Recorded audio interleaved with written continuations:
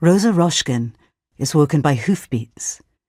It is not the muffled thud of Yakov's old horse and the creak of the farm cart. She knows what it is. She lies with her eyes wide and waits for the shouts and the screams that follow the horses. When they come, she gets up and goes to the window. She has been forbidden to go to the window, but that is what she does. She looks down through the small opening, and in the light of a 3/4 moon, sees a horse spinning in the middle of the road, throwing up dust and dirt. Its rider has one hand held high, and in the hand is a streak of steel. Another rider throws himself off his horse and kicks open the door of Perla Kaplan's house.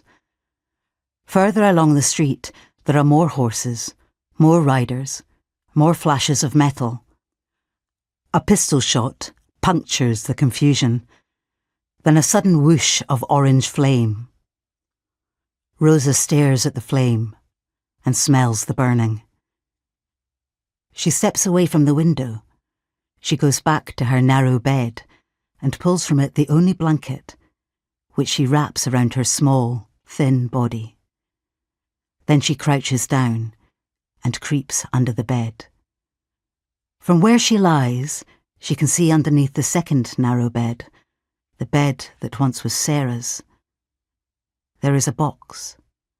She knows what is inside the box, as she has often, but only when her mother wasn't looking, pulled it out and opened it.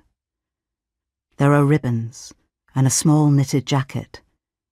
There are 2 schoolbooks. There is a wooden doll in a faded blue dress, which sometimes Rosa lifts out of the box and holds against her chest. Rosa lies on her stomach with her head resting on her arm, the blanket pulled half over her head. Fluff from the blanket gets into her mouth. A cry bubbles up from directly beneath her.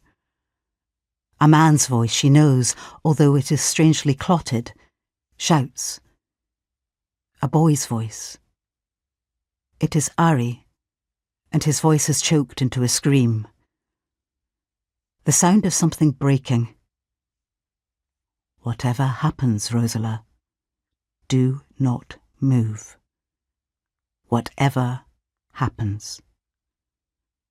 That was her father, his eyes mild through his round spectacles. Stay quiet, quiet as the mouse that hides in the woodpile. No one will find you. You will be safe. And when they have gone, you can come out into the sunlight, and all will be well.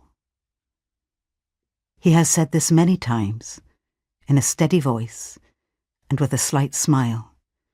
And he said it again just 2 days before when the news came from Bialystok.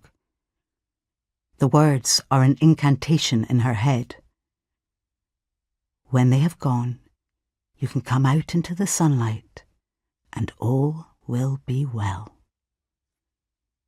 Someone is climbing the steps up to the loft, boots treading heavily. It is a young man, only 19 years old, and the fingers grasping a flaring torch have blood on them.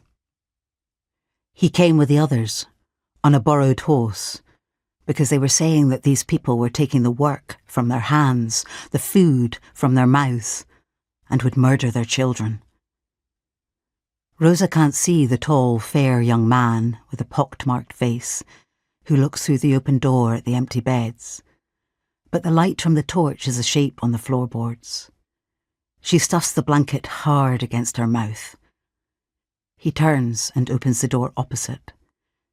Another small space holds 2 narrow empty beds. He does not know that the beds were made by Daniel Kalman, the carpenter who lives next door. He pulls a pistol from his belt and fires a bullet into each of them. He rubs the muzzle of the pistol against his thigh as he continues to stare at the empty beds. Rosa hears the shots and hears the boots descend. There are shouts from outside. The hoofbeats recede. There is a wailing cry like the howling of a distant wolf.